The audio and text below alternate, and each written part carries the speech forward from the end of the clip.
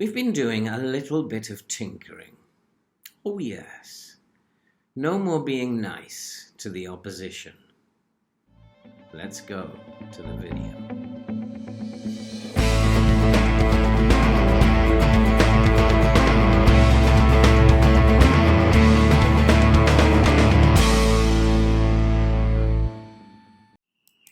Hello and welcome back to Rodney Parade, Newport, friends and visitors alike. And if you're new to the channel, then please be aware that we have set up this channel in an attempt to help raise funds for chronic heart disease research, which amazingly relies mainly on private and corporate donations. Since it happened to me, I've realized that more and more research is needed, and that's why we are here. So, subscribe, watch, like and comment, and help us to help others who might be affected in the future. We're not here because I am the greatest football manager. That is one thing that is for sure. But we did have that 3-1 victory at Reading, which you saw last time, and then we hammered Blackburn by 3 goals to 1, and then a very close game against Cardiff, which we were beaten 1-0 eventually, but that was closer than this. We could have won that very, very easily.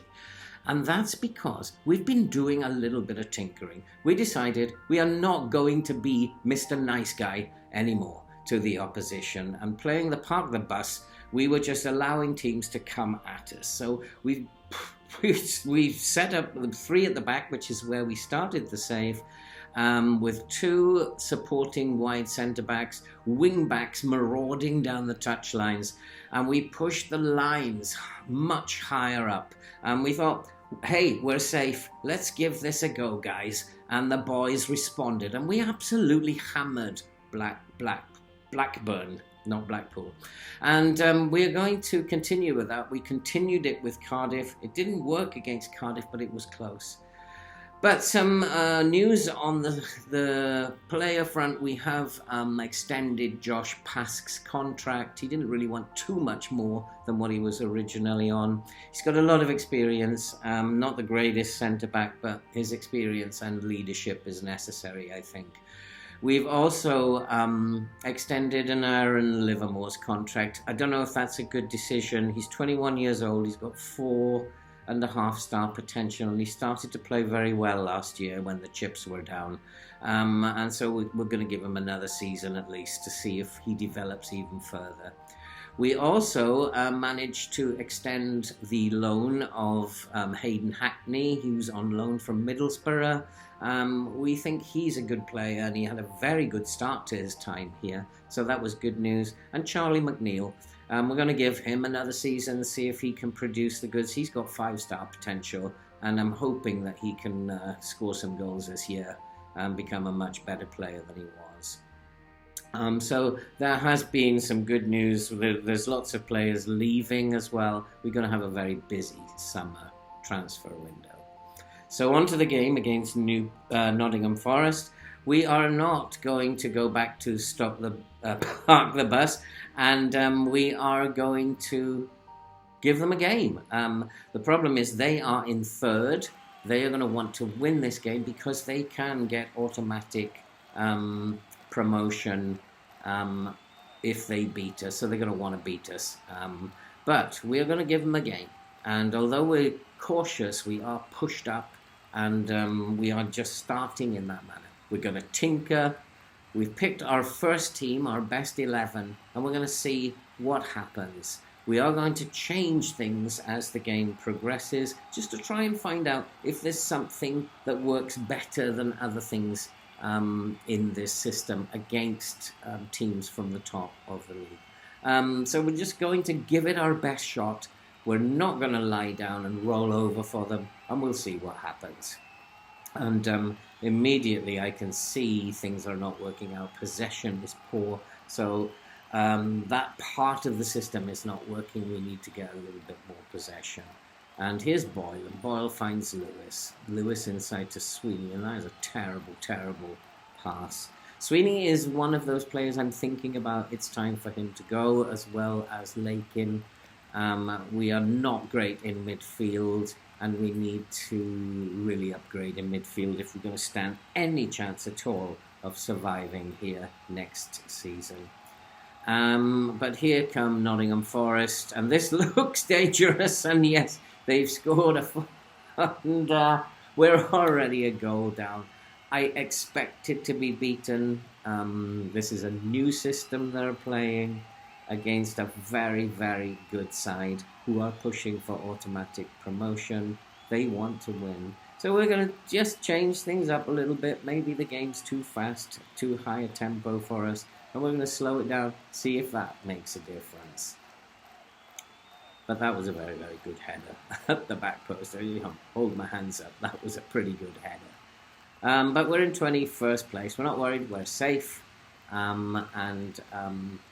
What more could we want than to be safe? 45 points was my target for the season, and we've got 46. So I call that a success. I call surviving this dreadful season a success. Here comes Abraham. Now, can we put something together here? And here's East. East finds Hackney. Hackney into space for McNeil. And can he that was so close. So by maybe changing things around a little bit, we've surprised Nottingham Forest a bit. But hey, that was pretty good. We are going to go to a more balanced style now to see if we can attack a little bit more. Why not? Why not go at them? And so we'll see what happens. And he is in acres of space. Carvalho was in acres of space. And wow, we're now going to decide, okay, perhaps we shouldn't be giving them that space. And so we're going to press them a little bit more. Wow, he had acres of space there, and he just easily scored. And now it's Newport 0, Nottingham Forest 2. And here come Nottingham Forest again. It's pretty relentless. And actually, no, that's the replay of the last goal, thankfully. And I thought they were going to do it again. But we're 2-0 down. Actually, against Nottingham Forest, that's not too bad. And at half-time, we'll just say, keep going, see what you can do. And hopefully the scoreline won't be too massive. I'm going to make a couple of changes to personnel here. Just try some of the younger boys. But we're keeping the system as it's. The Nottingham Forest have eased off a little bit, and things are looking a little bit better. And there's a cross into the box. It's now 3-0. And yeah, we're just not tight enough to them. We're not good enough to mark tightly. And we're just, Nottingham Forest are taking advantage of that. We are not tight enough to them. They are, again, nobody marking him. And so we'll just mix it up a little bit. We're going to force them inside now and see if we can make a difference there. Hackney puts a free kick into the penalty area, which is just collected without any bother at all by the goalkeeper. Goalkeeper is something that I need to look at next season. I need a really good sweeper keeper, and hopefully we can find one of those in the transfer window. It is a target for us. We are targeting mostly midfield because we have good Championship 2, very good Championship League 2 midfielders, and they certainly can't hold their own at this level. So the big target area for this summer transfer window is going to be in midfield. The defence I'm fairly happy with, and the forwards. Now we're going to push the line up a little bit. See what happens. We'll just, continue to tinker about with the tactic, see if something makes a difference. As Nottingham Forest get another cross into the box, and again, that's tighter marking. We're not actually getting close enough to them. And here's Hackney. Hackney drills in a corner, and that's headed out easily. Nottingham Forest coming forward on the counter, and that's easily headed out by Sterry. But we are back under pressure. But here's McNeil. McNeil finds Sterry. Sterry to pass. Sterry also is a player who's on the way out.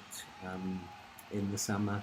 He's way past his sell-by date, as it were. He's not contributing very much. And there's a ball over the top for Abraham, and Abraham drills it in. So we have made some difference in terms of how we're playing with this. And we need to learn that perhaps we need to push the line up a little bit more, because we shouldn't be too afraid of these teams. And being too cautious with a low line is not helping us. As soon as we pushed it up, then things got a little bit better. And it was a lovely ball from Livermore. And unfortunately, though, McNeil can't get on the end of that. So we're doing a lot better. We're actually getting much closer to them as the game goes on. We're back in the game by the look of it. Can we get anything from this? And good news is that Swansea have gone behind, and so they've dropped below us. And so we're now in 20th position, and I couldn't have asked any more of that group of players than to finish in 20th. We've lost the match 3-1. I'm fairly happy with how things go, how things went. We tinkered about a bit. We've learned something from that game. So we have finished in 20th position, just above Swansea. We set our target of 45 points. We've achieved 46, so we've got to be very happy with that. Millwall, Birmingham and Portsmouth were the teams relegated, and Brighton and Nottingham Forest were promoted, with Sheffield United, Crystal Palace, QPR and West Brom going into the playoffs.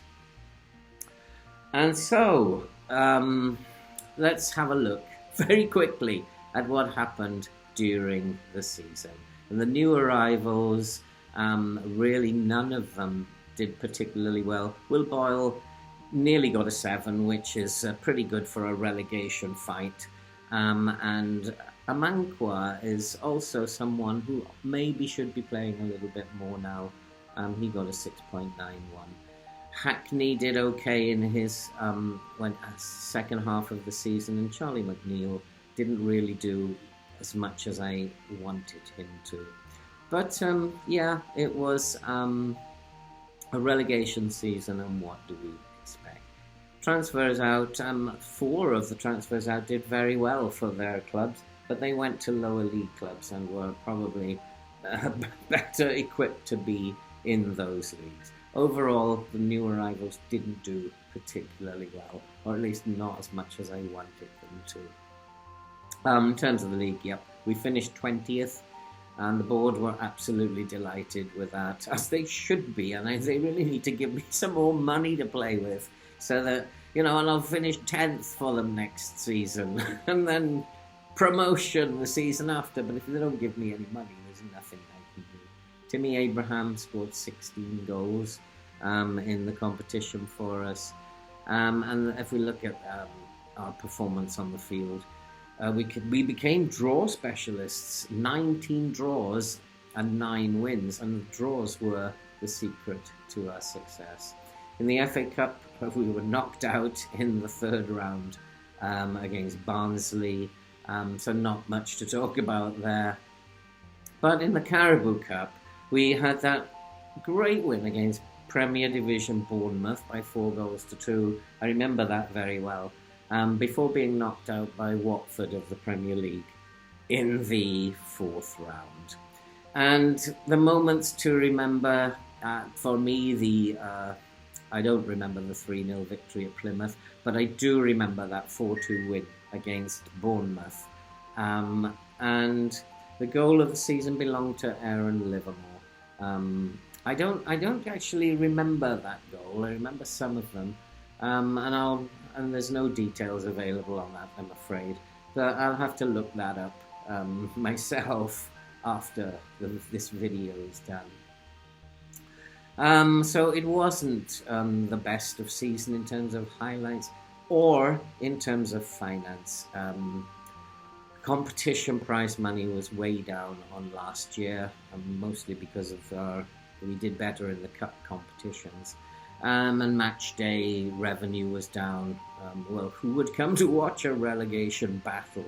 But everything else was up. Sponsorship, broadcast revenue, and corporate hospitality was all up. Our club's reputation has not changed. Thankfully, we're not ranked worse than what we were last year. And no notable sponsorship deals this year. But in terms of the shirts, Timmy Abraham, of course, was going to be the top shirt seller. And he was joined with Nuttall, Collins, Lakin and Pask in the top 5 shirt sellers. And so good to see Timmy Abraham improve season upon season upon season. The best 11, there's not much to look at there. Only 3 players getting a rating above 7. Joe Day, Josh Pask and Timmy Abraham. And so there's a lot of changes have to happen in midfield. Lakin, Sweeney, East possibly, maybe all have to go. In terms of the accolades, not really much to report. Timmy Abraham, top Fans Player of the Year and Young Player of the Year. A Mankwa signing of the year. And goal of the season, we already know, Aaron Livermore. Timmy Abraham was the top goal scorer with 17 goals, and Aaron Lewis top assists with 7. Most Player of the Match awards went to Timmy Abraham with 5. Josh Pask had the best pass completion, but really there's nothing much to shout about here. And the only record breaker was Joe Day, who became the oldest goalkeeper that we've ever had at the club. And so it's not a season to remember. I hope it could be better next year. And in terms of the initial budgets being set, it's pretty mean again. We have a budget of 74,000 and a transfer budget of 198. Better than last year, 9k up on last year. So we might have some room to tinker about in the transfer market, especially as we are going to be losing a lot of players. And maybe we will have some room to bring in some better players at less money, because that's what's going to need to happen. And that's it for this end of season video. And we will look forward to beginning season 4 and for maybe a better season than we had last year. I don't see it myself because we are going to have to make so many changes and we just don't have the budgets in which to do that. And so don't forget to support this wonderful cause and to subscribe, watch, like, and leave a comment. I'll be really happy to hear from you all, and it'll be fabulous to get some discussions going on the channel. And that's it for this video. I'll play through the transfer window. It's New Year's Eve now, of course, so everybody's going to be out having a good time, including me. And I will see you after the transfer window and our first game of the season next season in season 4. And that will be in a couple of days. So, all that remains to be said now is see you for the first match of next season.